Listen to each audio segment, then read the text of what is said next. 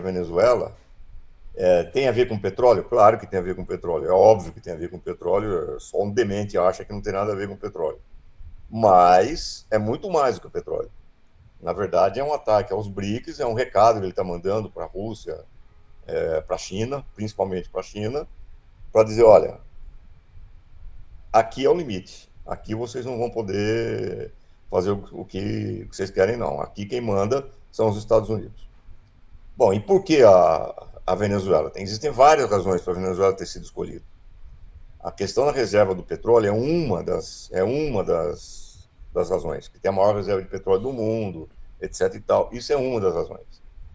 A segunda razão diz respeito à obsessão que os Estados Unidos têm com Cuba, porque os caras sabem que Cuba hoje depende essencialmente da Venezuela para poder Uhum, sobreviver. Cuba está à beira do colapso por causa do cerco, etc. e tal. uhum, É que se a Venezuela deixar de fornecer petróleo para Cuba e se deixar de ter um monte de convênios que eles têm, que favorece a economia cubana, isso daí acelera a perspectiva de um colapso de Cuba. Isso é um objetivo central. É um objetivo central político e é um objetivo central também desse anão vagabundo, idiota, imbecil, chamado Marco Rubio, que uhum, muitos conhecem como Narco Rubio, que é o secretário de Estado dos Estados Unidos, que é uhum. de origem cubana, a família dele, e esse cara, ele tem uma obsessão freudiana por Cuba, assim, é uma obsessão anal por Cuba, não sei o que é que esse cara tem aqui. Ele deve acordar de manhã vendo Fidel Castro pela frente e deve dormir à noite vendo Fidel Castro por trás. Opa, essa piadinha idiota. Mas, enfim. Então, esse cara tem uma obsessão com Cuba, ele quer a destruição de Cuba, e mais do que uma obsessão, ele usa a questão de Cuba como cacife junto ao eleitorado de extrema-direita dos Estados Unidos, principalmente o eleitorado hispânico de extrema-direita dos Estados Unidos, e com isso ele acha que ele pode cacifar uma candidatura dele à campanha presidencial dos Estados Unidos. Quer dizer, ele tem esse objetivo com essa questão da Venezuela. Mas não é só. Então você tem a questão do petróleo, você tem a questão de Cuba, você tem essa questão do Marco Rubio e você tem também um outro aspecto simbólico que seria muito importante para eles conseguirem destruir a Venezuela, que é o palco da Revolução Bolivariana. Se Uhum. você olhar para a América Latina, você teve no século XX duas revoluções que marcaram a América Latina assim de uma forma definitiva. A primeira foi a de 1959, a tomada do poder em Cuba. A segunda foi a Revolução Bolivariana, que foi dirigida pelo Hugo Chávez.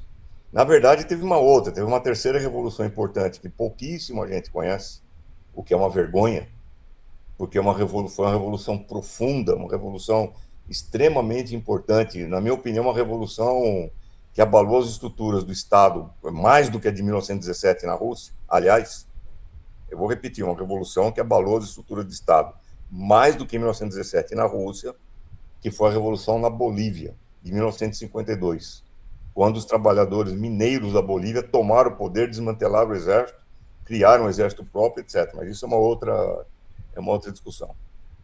Então, o que aconteceu? Para eles destruírem a Venezuela, tem uma importância simbólica, porque significa cravar um punhal no coração do bolivarianismo, que é. Nota o tamanho da derrota que seria se eles conseguissem, ao mesmo tempo, aniquilar a Revolução Bolivariana e acabar com o legado de Cuba.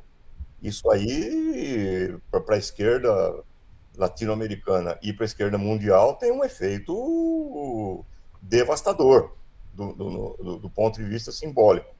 Uhum. Então, é tudo isso que está em jogo na questão da Venezuela. Não tem nada. Nota que até agora eu não falei em nome de Maduro, Uhum. não falei em narcotráfico, porque não tem nada a ver com Maduro e nem tem nada a ver com narcotráfico. Essa questão do narcotráfico, aliás, é a maior basófia que eu já vi na minha vida. Ô, cidadão, em 1997, eu escrevi um livro que ganhou, aliás, o prêmio Jabuti naquele ano, que é um livro chamado O Século do Crime, da editora Boitempo, em que nesse livro eu mostro que o capitalismo não sobrevive sem o narcotráfico. Eu vou repetir, o capitalismo não sobrevive sem o narcotráfico. Naquela época, o narcotráfico movimentava por ano, estatísticas da ONU, 500 bilhões de dólares, só o narcotráfico.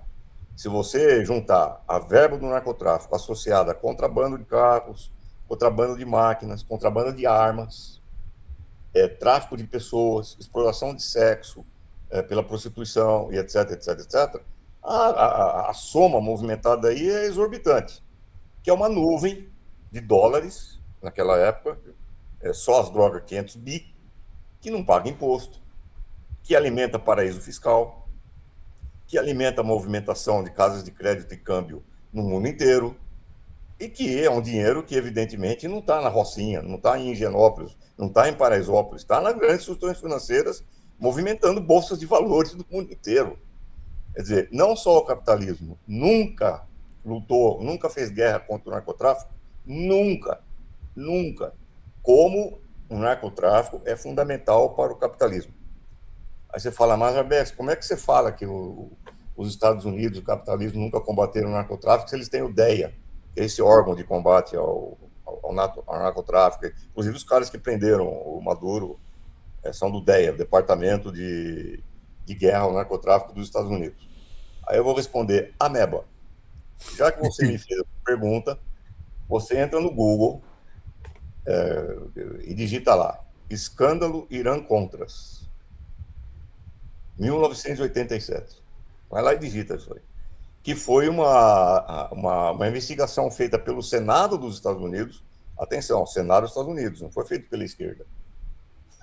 Não foi feito por nenhum, pelo Arbex, foi feito pelo Senado dos Estados Unidos, em que se mostrou que naquela época a CIA, que era comandada por ninguém menos que George Bush pai, tinha acordo com os cartéis de Cali e Medellín para vender cocaína nos Estados Unidos, a CIA, acordo para vender cocaína nos Estados Unidos, porque com o dinheiro da cocaína eles alimentavam a contra-revolução na Nicarágua, que era o governo sandinista, para derrubar o governo na Nicarágua. Aí você fala, mas por que então que o Congresso não aprovava direto verba para a Nicarágua? Porque naquela época os Estados Unidos ainda viviam a síndrome da guerra do Vietnã e ninguém queria saber de se meter numa outra guerra na América Central. Então, como se não bastasse isso, como a Ameba pode não estar contente só com o escândalo de Irã-Contras, e a Ameba vai falar, mas isso foi só um episódio. Ah, é? Então, digita aí, plantação de papoula, Afeganistão, 2001.